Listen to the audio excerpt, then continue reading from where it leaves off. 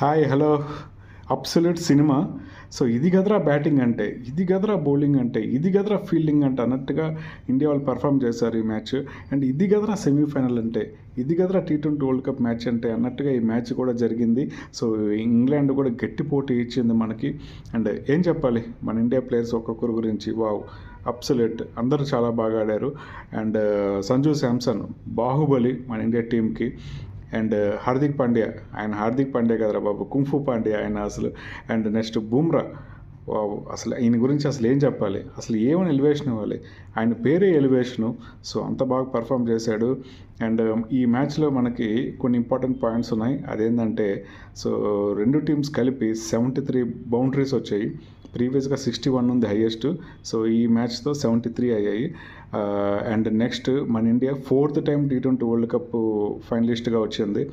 And ఇంకోటి మన India 2 times కన్సిక్యూటివ్గా 2 టైమ్స్ వరల్డ్ కప్ ఫైనల్కి చేరుకుంది. సో ప్రీవియస్గా పాకిస్తాన్ అండ్ శ్రీలంక ఉన్నాయి, ఇప్పుడు ఇండియా. అండ్ సో ఈ మ్యాచ్లో విఫలమైన అభిషేక్ శర్మ అండ్ వరుణ్ చక్రవర్తి, అసలు అభిషేక్ శర్మ అయితే యువరాజ్ సింగ్ పరువు తీసేసాడని చెప్పాలి. ఆయనకి కోచింగ్ ఇచ్చిన యువరాజ్ సింగ్ ఇంకా ఈ వరల్డ్ కప్లోనే ఐసీసీ టోర్నమెంట్లోనే ఆడకపోతే ఇంకా ఆయన ఎందుకు, ఆయనకి ఇచ్చిన స్కిల్స్ యువరాజ్ సింగ్ నేర్పించింది దేనికి ఉపయోగపడలేదు.